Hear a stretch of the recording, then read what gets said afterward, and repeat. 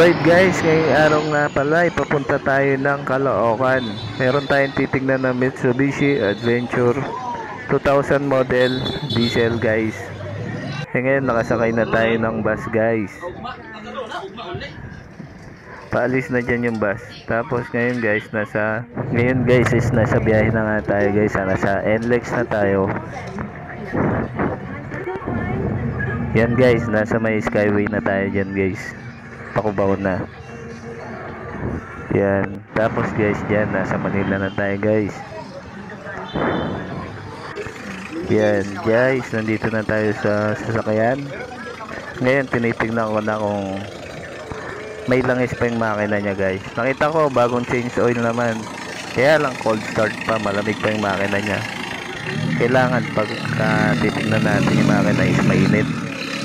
Kaya maya maya guys test drive natin yan. Pag mag-test drive nga pala kayo guys, kailangan is maganda kung malayo, idaan nyo na dun sa maraming lubak sa off-road. Tapos tingnan nyo kung may wiggle, yung manubela, may kalampag, diba? Tapos dun mo talaga makikita kung okay yung pangilalim nya guys. Importante na matest drive nyo talaga pag bibili kayo ng second hand na sasakyan. Dito guys is tinetest drive na natin yung sasakyan. Medyo malayo-layo din to na konti. Pinas forward ko na lang guys para mabilis. Yan. Tsaka ako tinatanong si kuya kung ano yung mga harness issue, ganun. Kailangan mo din kasi tanongin yung mayari. Pero kahit natanongin mo, mas maganda pa rin na chine-check mo habang tinatanong mo. Para sigurado guys.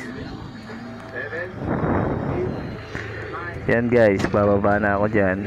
Tapos titignan natin uli yung dipstick nya guys, kung may talsik, may usok. Kasi yung talsik sa dipstick okay lang, wag lang usok talaga.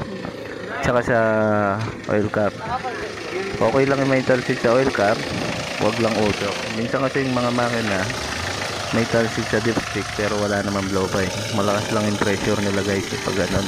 Alright guys, ngayon na-check na natin yung makina uli kung may talsik tsaka usok guys yung dipstick. Kasi guys importante na mainit talaga yung makina, doon mo makikita kung may talsik at tsaka usok siya. Tapos guys nakasindi pa pala yung aircon yan, kaya solid mainit talaga. Tinignan ko din yung ano niya guys,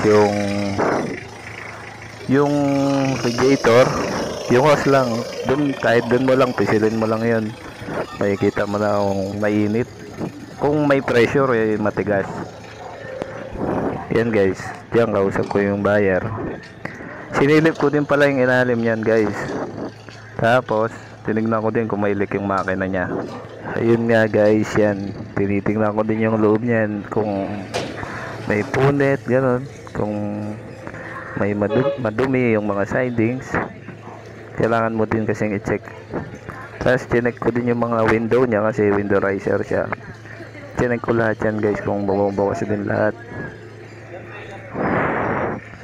Tapos nung tinest drive ko siya, wala naman siyang kalampag, matagtag lang kasi naka low profile, wala ding kabig. Goods yung pangilalim. Pati makina niya guys, nung tinignan ko okay din naman, wala din naman na low-buy, kaya goods din.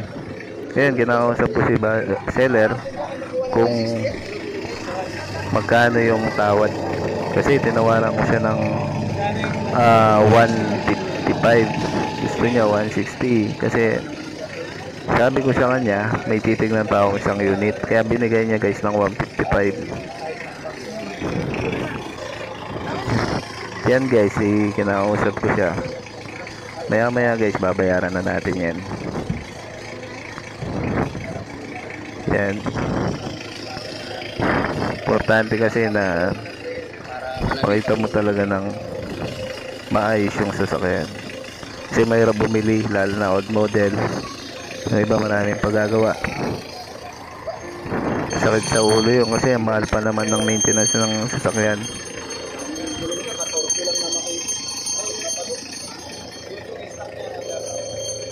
Tapos local model pa naman dun. Kaya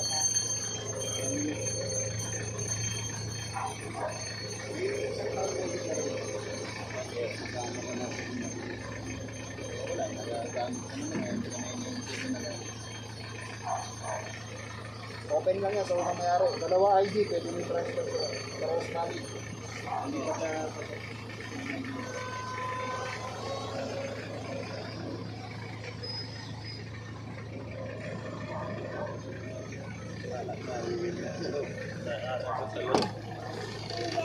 Alright guys, ngayon guys, tayo gumawa na tayo ng kasulatan guys. Binigay niya na yung ID. Dito na lang, bayaran na namin sir. Babayaran na namin dyan Bigyan mo na guys. lang akong jack sa Diniritan ko pa siya ng 1,000. Sabi ko pang diesel. Wala naman ano eh, no? And pumayag naman guys, Nakatao kaya kasi natawanan bumiyahe natin dito sa Manila eh. 54,000. Maraming ano eh. 100 yan sir, pabilang.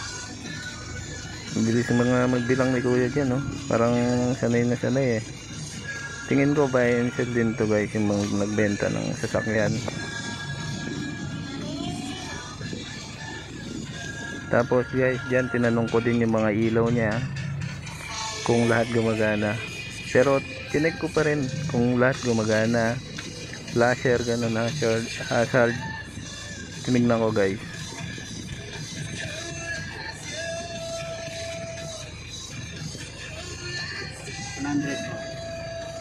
Sir, yung mga ilaw niya lahat sir, Lahat sir, gumagana. may tigutin mo ngayon sir. LED Pati to. wiper. Oo.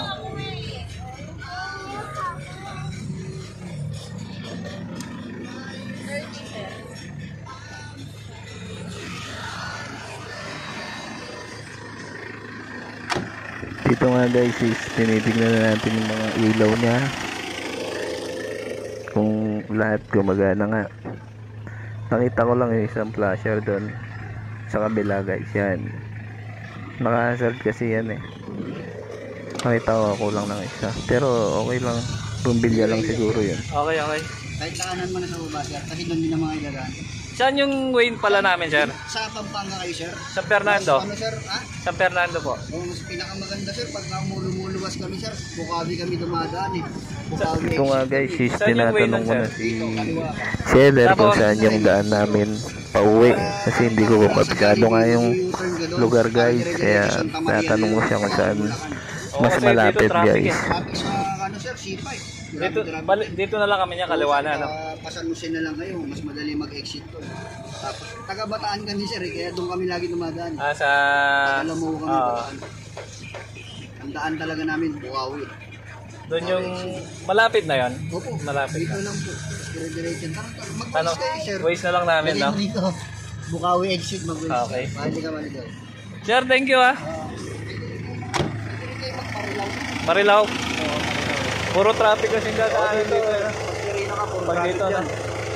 Okay, kunin ko na lang yung ano.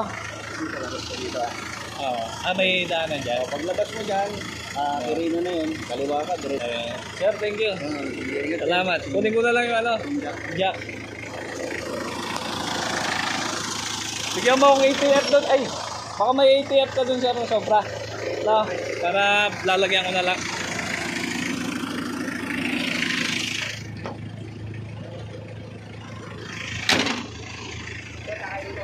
Oo, patayin ko na lang.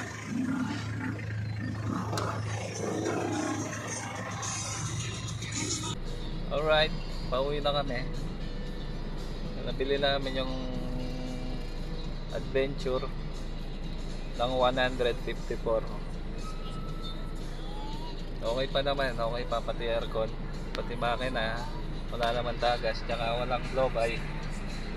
Tapos yung pintura niya okay pa. Tapos naka-mags, naka low profile siya na 17 yung gulong niya. Dito na kami dumaan sa... Saan papunta to? San Jose del Monte. Yan guys, all goods, okay pa siya. Ano pala siya, naka-registro pa, tapos 2000 model na Adventure, okay pa siya. Pakita ko lang sa inyo guys. Siyempre hindi na maiwasan yung sobrang fresh talaga kasi ano na siya eh, 2000 model pa. Pero okay pa naman, kahit yung aircon. Ayos pa.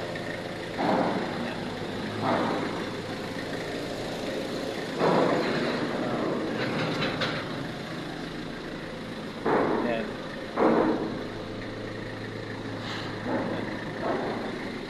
Yun lang guys. Pauwi na kami.